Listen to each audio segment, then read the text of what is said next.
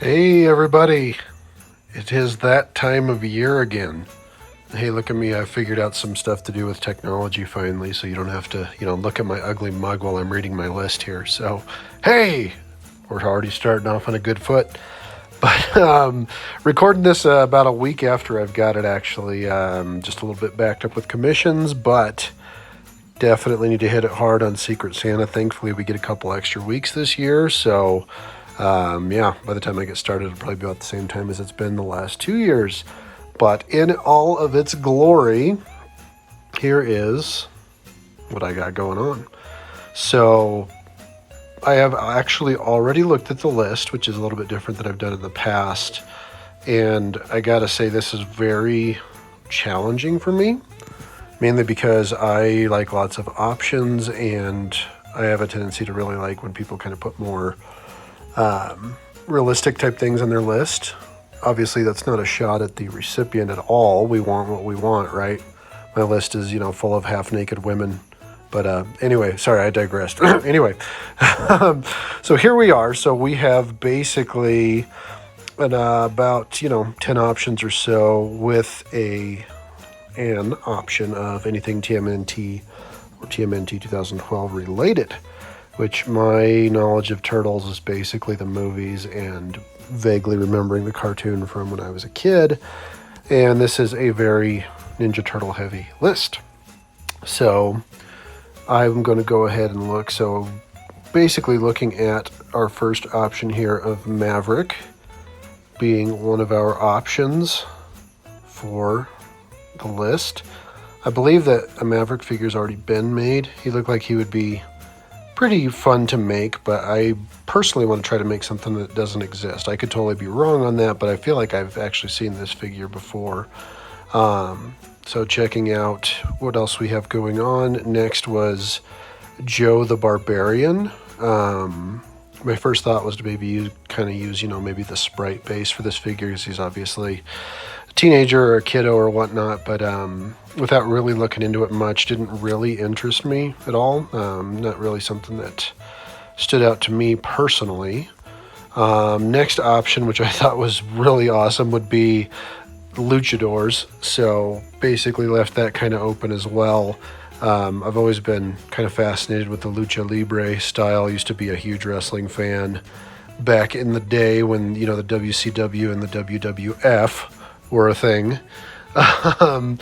But I was also thinking, with being a heavy turtle list, that it might be actually really cool to kind of make Casey Jones as a luchador. So that was kind of one of my first thoughts. But obviously hadn't pulled the trigger on that. So next option was Jenica. Once again, not knowing much about turtles, but just kind of looking up the general pictures. Once again, didn't really pique my interest on something that I feel like I could really kind of excel at. Also had the options of, looks like I might have skipped over a couple things. So Luke Cage, awesome character. Once again, not terribly involved. The more complex, the more I like it. So I feel like I could have, done justice by the character, but maybe had it done, maybe a little bit too quick. I'm just a glutton for punishment. Kind of same thing with Iron Fist as well. Would be kind of cool to do some of those graphics and whatnot, but just once again, knowing that those figures had been made, I really would want to always try to explore something, that may not actually be out there. So moving on, another one on the list was Ninjara, which I believe is from a game.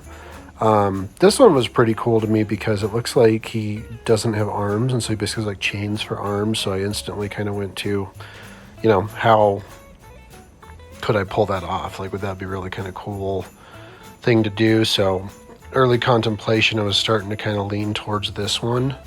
And then, if I'm butchering the name, I apologize, but Alopex, you say tomato, I say tomato. Definitely would have been very interesting to try to pull this one off. I enjoy sculpting, organic things, so sculpting the fur on there would be pretty cool, kind of a cool concept and whatnot. But kind of kicking ideas around, I didn't really have my heart set on anything in particular. So with that said, just kind of reaching out to my helper group, which is honestly Matt and Wes. So it helps when none of us have each other's list. We can all kind of, we all have our chat anyway, being the organizers at the two events. Wes had actually mentioned that the TMNT 2012 series was actually really well received and really well loved, and he had actually sent me a couple ideas of things that he thought that I could do really well at. So having said that, let me go ahead and pull this up here. So what I am deciding to do is the Apocalypse Raphael from what I believe was the last season of the TMNT series. And the fact that he has a beard is just, I had to. And like looking at how involved the character and everything was, it just, bust out the ZZ Top. Let's do this, right? I do want to make an alternate head where he is clean shaven as well, just because it feels appropriate kind of looking at these pictures. But look at that beard. I am a fan of the beards, right? Just looking at this all together, when Wes had sent me the picture, this is actually the picture here that he sent me, I instantly knew I was going to make it just right away. Just the whole theme of, the apocalypse, the beard, just the way the figure looked and everything. I just knew I had to do it. So having said that, I've got a lot of reference materials, took a ton of screenshots of everything that I possibly could, trying to find, pictures of the back of him and everything, because as you all know, I like to try to get things as accurate as possible. I really don't like winging things if I don't have to. So this is basically what we're up against. And then one thing that Wes had actually mentioned as well, I'll go back to my search here, is that he felt that the Thing figure would make a really, really good base for this custom. And I couldn't agree more. And when I went to search for one shopping, I was like, you know what, I should probably look through my fodder. And I actually had one. That's when you know you have an issue, when you don't know you have figures. You have so many figures, you don't know that you have them. Hey, it worked out. It seems to always work out, right? And I had no intentions on keeping this figure, but I remember I just bought him back in the day because I think I found him at Best Buy for $7. I'm like, I can't pass that up, right? And so my first thought is maybe he'll make a great figure someday. And so I had totally forgotten all that. And when I looked back through my fodder, just kind of re-triggered that memory, and I was like, great, this is what we're going to do. So I have got my work cut out for me. The prep work on this figure alone is going to be very difficult. What I don't really know how I'm going to execute yet is the shell. Mainly in the front as well. The back, the way the figure actually bends shouldn't go too bad. But trying to figure out, with the articulation, and the swivel and the upper torso, how the front of that shell is going to work. It will be something to figure out, but I know I'll do it. I know I'll come up with something I like. It's just getting to that point is going to be rather difficult. So yeah, there we go. So Secret Santa 2022, we're doing Apocalypse Raph.